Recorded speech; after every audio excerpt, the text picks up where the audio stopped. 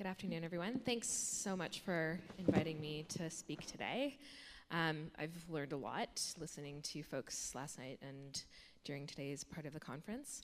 My name's Catherine. I'm the Executive Director of Climate Action Network Canada.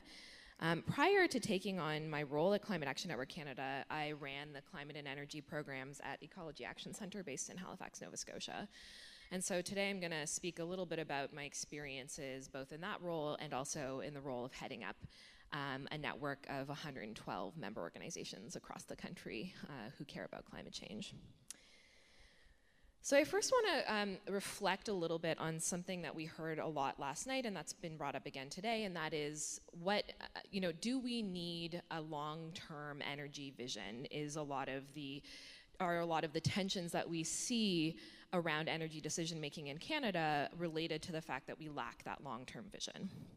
And certainly I can say, having been involved in an organization that was very deeply embedded in the planning of Nova Scotia's Environmental Goals and Sustainable Prosperity Act, which was a very comprehensive plan to address a variety of environmental concerns, including greenhouse gas emissions, and to transform Nova Scotia's electricity sector. I can say from that experience that when you do have that longer term vision, it generates a network of support amongst a diversity of actors for a path forward that delivers on that vision. And that can be very useful. But I think that it's important to acknowledge that some of the tensions that we see arising around energy decision making don't result simply from a lack of vision around where our energy future lies. It also results from contradictions between energy decision making and existing visions that are articulated in other areas. So where we see that play out most prominently, of course, in Canada, is in a situation where we have the Pan-Canadian Framework on Climate Change and Clean Growth, which lays out a very clear vision of where Canada is meant to be going in terms of emissions reductions out to 2030. That seems, on the face of it, very incompatible with an energy decision-making system that continues to push through fossil fuel infrastructure like pipelines. And that cognitive dissonance between the long-term vision that exists in other sectors of government work and social decision-making and the decision-making that happens around energy infrastructure projects will remain a constant source of frustration for those organizations working on these issues in Canada. And so I guess I just wanted to kind of make that fine point that I think it's useful to talk about both establishing or trying to get to a point where we're jointly articulating a longer term vision for the way energy is developed in Canada, but also making sure that that is in line with many of the other goals that we are articulating in other areas.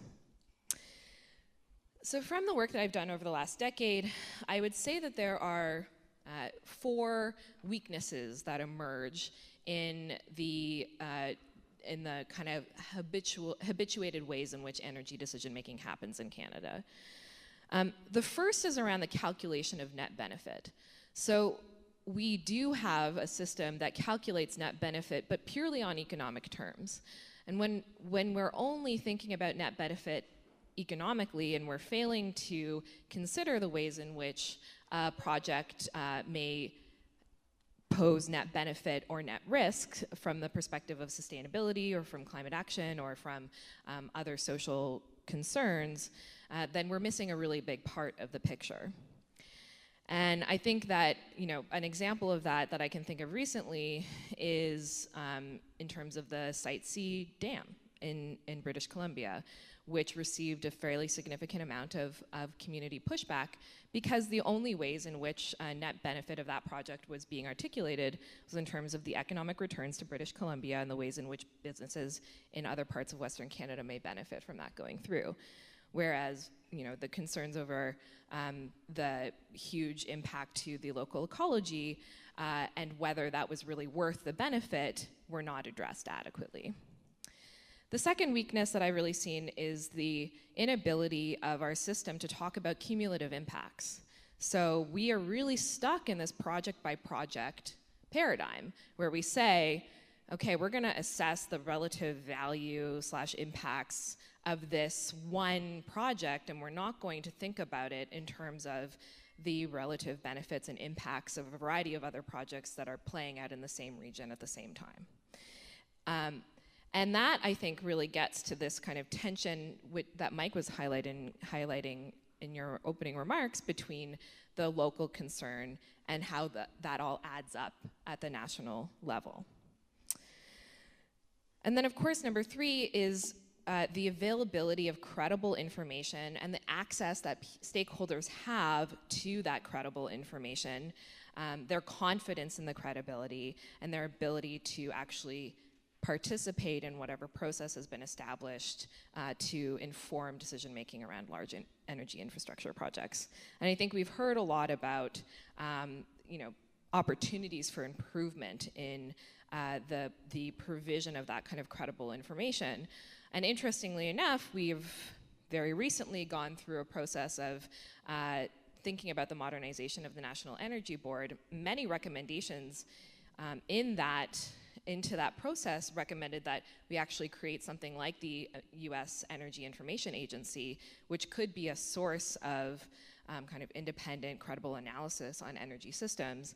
And unfortunately, that recommendation hasn't yet really been carried forward. And so I think that there's a real opportunity there for us to think about the ways in which we're actually going to be providing data for stakeholders to engage in this process going forward.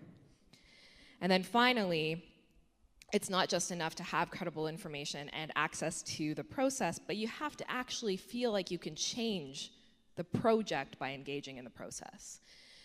Consistently, stakeholders, my colleagues, folks that I've had the opportunity to work with over the last decade, expend tremendous amounts of energy engaging with a process that asks quite a lot of them, when most often they're working like on volunteer terms and they really don't, have the capacity to take this time, and yet they do, and they see nothing result from it. Why would you continue to engage in a process that you feel you cannot influence? So, of course, we in the last year have been involved in a conversation to modernize the ways in which environmental assessment happens in Canada, and we now have Bill 69, which I think aims to address a number of these weaknesses and opportunities. But what we're seeing play out in this moment, I would suggest, is the fact that trust has really been shaken in the process of energy decision-making in Canada. And trust is rebuilt not just through the articulation of new policy, but through the application of new policy. We have not yet seen that new policy being applied. And so while that conversation has already been unfolding in Canada, it's not enough. We have to wait a number of years through the application of those newly articulated policies to see whether that trust can be rebuilt.